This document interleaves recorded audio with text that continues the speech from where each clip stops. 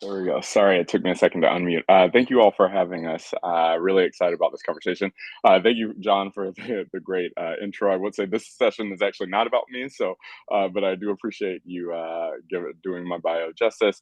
Danny, I think you're on the line too, and let's see if we can unmute and Yeah. Hey. Hey, Jason. Danny. There we go. I Awesome, feel like the Danny. last Good to time I talked to you, you didn't have a mustache. How is this possible?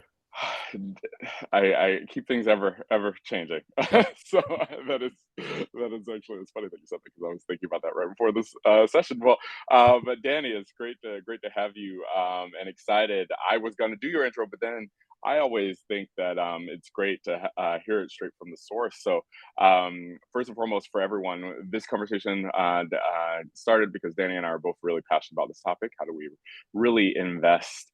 And particularly invest when we think about early stage investing and venture capital, the kind of venture capital ecosystem, invest in companies that are also going to do good for the planet. And I think ultimately that's something that we share, and I think a lot of folks on this call share. And so excited to invite Danny for a quick conversation. I know it's a brief one, but to introduce some of the work that he's doing because I think it's really amazing to hear what they're up to at Reservoir. So Danny, before we dive in, I like to think of us as we're all superheroes trying to have our impact. So would love to hear your 90-second kind of superhero origin story that really will, again, do your bio more justice than I ever could. So I'll hand it over to you for that. Mm. Yeah, I mean, I think on what I'm doing now, the origin story is, I spent 15 plus years in Silicon Valley and 10 years at Google. That's where Jason and I met. And what I saw at Google was that the company would pursue massive economic opportunities very often outside of its backyard. We had projects like Google for India or Google for Brazil, which were great projects and they were very impactful. But really, what motivated me to pursue what I'm doing now is that I saw that there were places in California and the American West that if you went through them, they felt like third world countries. If you've been through the Central Valley, if you've been to parts of Salinas, if you've been to the North Coast, these are areas that have a significant brain drain and that do not have regenerative economies or talent ecosystems. So, kind of the founding story of what I was inspired to do now, and I think this becomes really clear of what's going on with Los Angeles is that there are massive challenges that a lot of Silicon Valley and big tech is sort of not solving and not addressing, and that's where this all came from. So that's a bit of the kind of the origin story for this new adventure that I'm on, and yeah, just excited to meet this group and to learn from you all. And I think something that's really interesting about what you're doing with Reservoir is it's really unique in terms of how you've structured it. So maybe you could now you gave the origin story, give us a little bit of snapshot, like where are Mhm. you today? What is Reservoir? And kind of tell us a little bit more about the structure, because I think that's part of what's really unique about how you're trying to apply the structure to solve some of the Yeah, challenges we just mentioned. yeah, absolutely. So I decided to leave big tech and focus on impact, and I asked myself, from what seat could I have the biggest impact? Would it be from starting a nonprofit? Would it be from running for political office or something else? And I found that the way that I could have the biggest impact was actually by starting a fund. And so the thesis of the fund was always going to look at more circular outcomes between investing and the environment, and then actually workforce and people. And so the impact statement of our fund is to create high road jobs for local residents. And I'll get into more on what that means and kind of how we think about it and from an environmental perspective. So we launched a fund in April of 2024. We filed our Form D with the SEC. We became a real fund. And then we did our first close in June.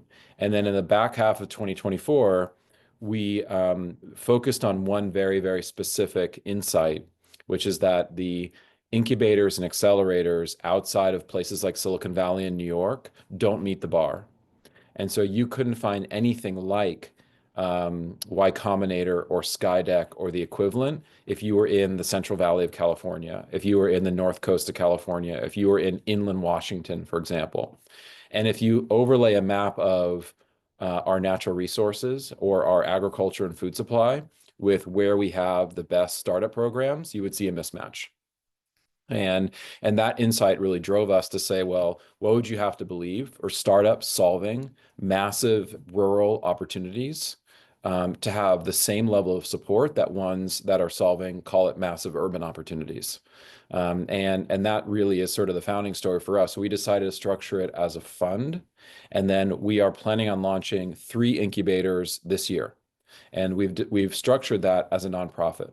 And the reason is that we can create a very transparent sort of operational cash flow, organizational cash flow between the for-profit entities and the nonprofit entities. And that all fits under the brand umbrella, which is the Reservoir. So the fund is called Reservoir Ventures. It's an early stage fund. And then the nonprofit, which is a California nonprofit with a board that can fire me, is called the Reservoir. And then our incubators are P&Ls under that umbrella. Well, I don't think you have to worry about anyone firing you anytime soon. So hopefully that was a joke. But definitely wanted to also bring it back to a lot of the conversations today have been around kind of this intersection between these impact and humanity and kind of data and AI and where we see that going. And obviously, you have recently had a career. We both have, but you even more so at some of the biggest names in AI and data at the moment. And so, how does like tech and data and AI come into play into what you're doing, and how do you see it kind of impacting and hopefully catalyzing some of the work that you're looking to invest in or the startups you're looking to invest in? Yeah, it's a great question. So the the today, if you go to a Midwestern farm, it's actually heavily automated and has been for a long time. And so the harvesting of corn, the harvesting of soybeans, et cetera, is actually quite mechanized already. And so what you actually can do as a landowner is you can manage your farm largely from an iPad. But that same sort of level of automation and mechanization doesn't exist in specialty crops. And specialty crops are fruits, nuts, vegetables, and really our food supply, our micronutrient supply. And so as a result of that, we've seen labor shortages hit specialty crops, and more of our food is actually now imported. So for example, you will not find asparagus grown in California anymore, for example. And there are other examples of crops that are just disappearing. So there is a significant technology imperative that is coming toward a lot of these major rural industries because labor is not available as it was. There are more farmers over the age of 75 than there are under the age of 35. And so what we're going to see basically is a imperative that's going to usher in a new wave of technology around automation and mechanization. So in our lifetime, we're going to see the automation of strawberry harvesting, for example, the automation of a lot of other crops in terms of harvesting motions, almonds, pistachios, etc. So it has a significant role to play. The other aspect of it is that we all want to see farming practices modernize. And a part of that modernization is actually how will we reduce the greenhouse gas emissions that come from agriculture and from land use. And a big topic there is regenerative agriculture, which are basically more circular approaches towards agriculture that lower greenhouse gas emissions and actually capture more carbon. There's potential to be capturing tons and tons of carbon if we evolve towards regenerative agriculture practices. From a data perspective, however, we have to work with the agricultural incumbents, the big ag, as you would say, in order to convince them to be using more regenerative approaches. As we see with most industries, they won't do it just for the sake of the environment. So what we have to do from a data perspective is really tell the economic case for these sorts of things. How will regenerative practices improve margins? How will they improve yields? How will they allow them to sell more crops at better prices? So that's where a lot of these sort of challenges around or opportunities around AI and data sort of come into some of these legacy spaces, and that's where we've been really focused.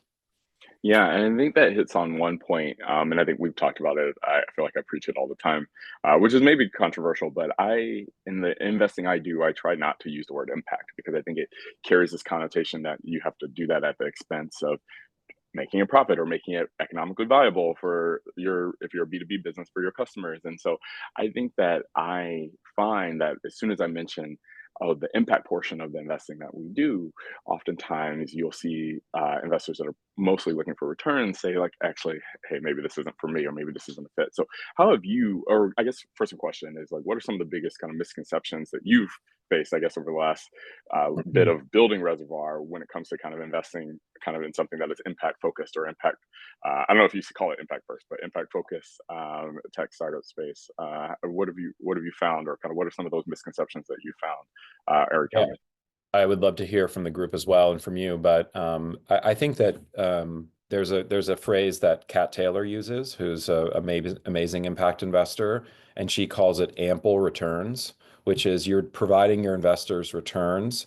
It's not a trade-off, so it's a positive.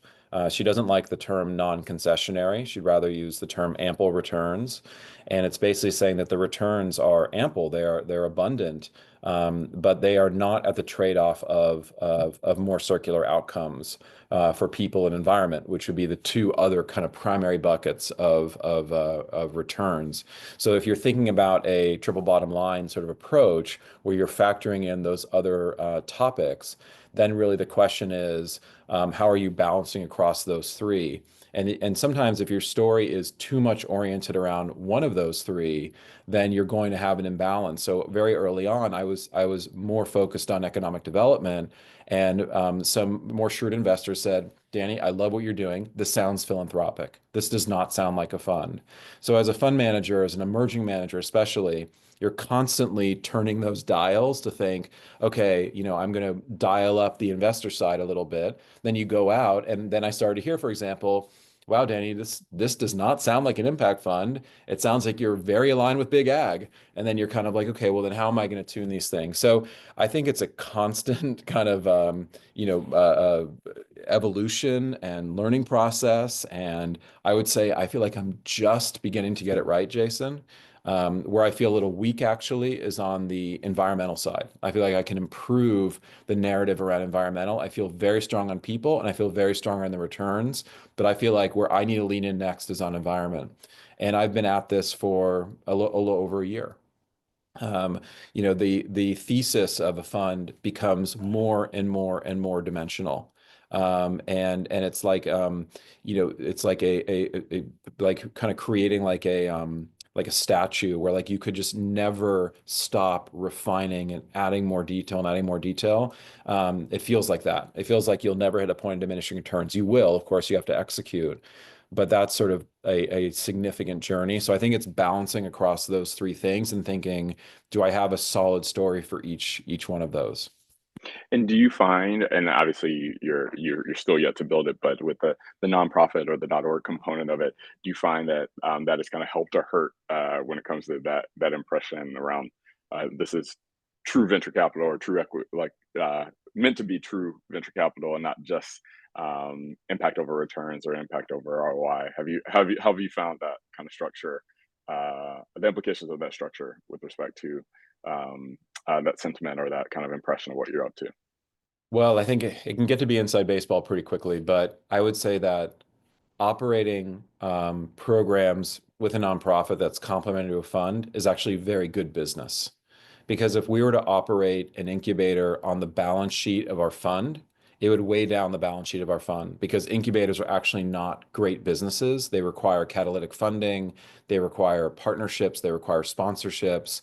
So if you were to put that on the balance sheet of your fund balance sheet would look pretty weak pretty quickly. It works for Y Combinator because they have such a large fund, and so they're able to operate the incubator using the management fees that they have. But for a smaller fund, which is what we should be, given the market opportunity, we should be a smaller fund, then that balance is actually really critical. So I would say it's good business. Our LPs, when they don't see the incubator P&Ls on our fund balance sheet, they're like, hey, actually, this is pretty clean, you guys. But at the same time, I think we have to stay true to having a nonprofit mission, and that the circularity of those two things is very challenging to maintain and something that we talk about all the time. Yeah. Um, and it requires, especially in this modern moment, huge amounts of transparency. We have to be very clear about organizational cash flow. We have to be, we're publishing our OKRs this year. across the entire business, across the fund, the nonprofit, and our management company. We're going to be extremely clear about how the cash flows, which is very, very much a Google inspired thing. We're going to be publishing our goals.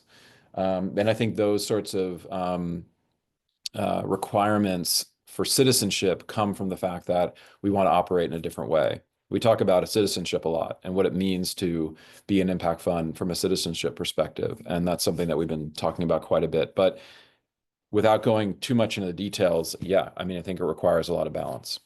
No, and I asked because I was mostly curious from a personal standpoint because as I mentioned, and you asked the question, you were curious how other people are perceived by investors and just the ecosystem. And I know for me, for instance, I do a lot of work with Global South, and I know oftentimes Mhm. people say, well, there's too much geopolitical risk or currency risk or just project adoption risk or technology risk. And I say, well, if you look at generally where investors have lost the most money over the last 5 years, most of those have been in the Silicon Valley Yeah, startups that have yeah, gone bust, right? And absolutely. so Yeah, I think that a lot of times it's about making sure people realize that, of course, just because something is kind of foreign to them, it doesn't mean it's inherently more risky right. than something right in their backyard. And I think that is what I love about what you're doing too. That you are starting so much in our backyard. And I think that kind of leads to my next question because obviously.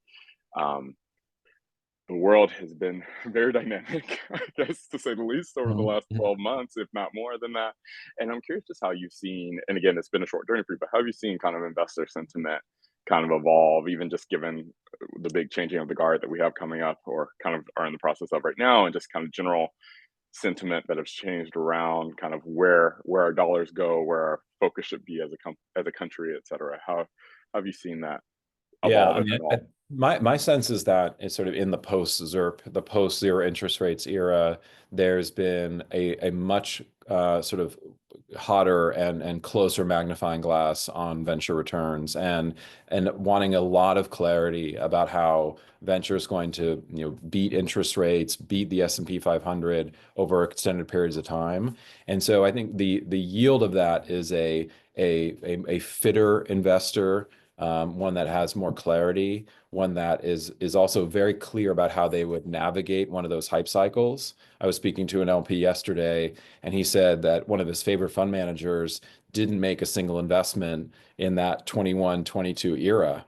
And I was like, wow, can you imagine the amount of courage that would take when the entire world is going after these, chasing these mega deals and these mega valuations, and you're like, nope, not for me, and just sort of that level of investment discipline. So I think what we can observe now is that the individuals who came out maybe with less baggage from that era look very, very smart. And I think what that should do is really embolden certain investors to maybe to have conviction in their thesis and be able to hold out during those moments. Venture does not feel glamorous as a result of that. I think it feels like it's a hard industry. It requires huge amounts of discipline. It's a not, if you're looking for sleep, if you're looking for even for like near-term wealth, this is just not the place for you. So I think that those things have become clearer over the last several years, especially kind of in that post-ZERP era. Got it. Yeah. No, and I think I hope that you're right in that it does at least create more discipline and more focus on how do we create sustainable, viable businesses, right? That hopefully are good for the world. In addition, next question is kind of three part. I know a lot of folks that are listening, and just in general, a lot of folks feel like this is really hard to keep up, right? In terms of keeping up with not just the world and kind of what the do's and don'ts with early stage investing, but also the world of tech and what's happening with AI and all the technology there, and also what's happening from a climate sustainability standpoint. Like keeping up with everything, things just seem to be moving really quickly. Any tips for people that are looking to kind of maybe they're LPs or maybe they're just investors or maybe they're just founders looking to kind of get up to speed quickly on? Let's start with kind of more the tech and kind of industry and vertical that you're working in. Any tips for how you got up to speed very quickly? Yeah, I mean, th in this moment in time, the having original discussions and seeking out primary sources is more critical than ever before. So I've met dozens of growers, a 70-year-old, stone fruit farmer, a, 37-year-old strawberry farmer. I went to community groups, town halls. I heard from farm workers directly about how their jobs are seasonal and they don't know what's going to happen in the winter when they can't pick raspberries. So kind of that primary source sort of seeking, I think, is more important than ever before. If I look at the people I've met since launching the fund, community college students, UC professors, academic deans, that sort of primary source seeking is absolutely indispensable in the age of AI, because what you're getting from AI agents essentially is highly regurgitated information that, if anything, is just even less trustworthy than previous sort of secondary source information. So I've just sort of like felt like I wanted to surround myself with first party voices. That's been massive. And then I also felt like this sort of experiential side of it, visiting farms, visiting factories, visiting schools, getting on the road, um, all those things. And I've put, I think 30 or 40,000 miles on my car in the last year. And so all those sorts of things like that, kind of the feel and the get out and that authenticity has really made a difference. And the other thing that I like to do, this is very much a me thing, but I think I learned it from Google, is sort of learning out in the open. And so if I look, for example, at the thesis that we put out a year ago versus the one now, like we're constantly putting things out and getting feedback. I don't have two versions of our pitch deck that are the same. Even from earlier today, I've already updated it. So I think that like highly, highly iterative learning out in the open thing, um, and that has been something that I think people appreciate about us, is that we're just iterative and we're responsive and we try to bring people along. I think those sorts of, call it like superpowers around learning, like learning out in the open, learning fast, learning with humility. I think those things are really necessities for keeping up. What about you? No, I love that, to be honest, and I love the first part that you mentioned because I think it also ties to the last talk around, and I thought it was really interesting, the point around at one point in life where we all look for like the human only kind of labels on things, like no, no, not from AI, Right. because I think you're right. Like I spend a lot of time, like I said, I do a lot of emerging markets, and I try to spend as Yeah. much time there. I try to go to Africa as many times a year. I try to go to Southeast Asia as many Yeah. times as I can in a year. Of course, limited, but I think you only really get to understand the real problems and what the potential solutions can be by actually kind of gaining that empathy and like hearing straight from the people and hearing the conviction in their voice, not just kind of reading a summary, but really hearing kind of what things rile them up and which things like make them optimistic and what things make them worried. And I think that is this it's hard to find a substitute for that, particularly as an investor, and particularly as an investor that's looking to look at companies to see if those companies Yeah. will be able to solve those solutions. And so I think I we're all like that a looking, lot. I was gonna say, Jason, like we're all looking for synthesis. We're all looking for like the summary of something. And what I felt like in response, like I want to be in front of people who are making me uncomfortable because of how informed they are, uncomfortable because of the context they have. And those are like the people that I want to see again and again and again, who are just getting day-to-day real world experience, who are in it, who are like, running their own, regenerative farm, or running their own biochar process, who are, turning this into that. And all those folks who are getting those just hands-on experiences, who are living it, those have been some of the most like high impact parts of my network, rather than the folks who are just feel like they're constantly just regurgitating information from secondary sources. So that, I guess, maybe is a bit of advice that I would give to, to entrepreneurs or folks in any situation, is just get out and get in front of those folks who are doing, building, learning. It's been indispensable for me. 100%. And then the second point you mentioned around the transparency, and you're like part of the reason I wanted to do this conversation with you is you are such a open, transparent, building the open, humble human, despite your accolades and experiences. And so I think that that kind of again goes back to some of the points that were on the last talk as well around like building that trust. And I think so much Mhm. about what is going to be so critical moving forward is finding ways, and I took some notes again from the last talk, but finding ways to really build trust, particularly digitally or particularly from afar, because the world is increasingly global, but also and increasingly digital, but also that trust is what's going to still be that critical kind of linchpin, or the critical kind of foundation when it comes to being able to succeed when in terms of investing, or make sure we're picking the right founders, picking the right companies to invest in. So I love that, and I love the tip around building in the open and getting that feedback. Yeah, and I think related, like we have a philosophy that we can partner with anyone.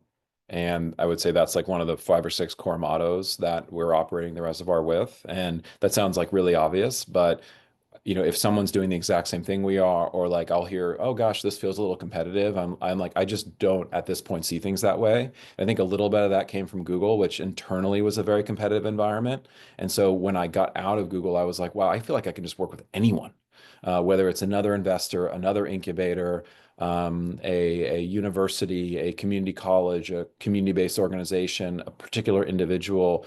I just feel like we're constantly gathering.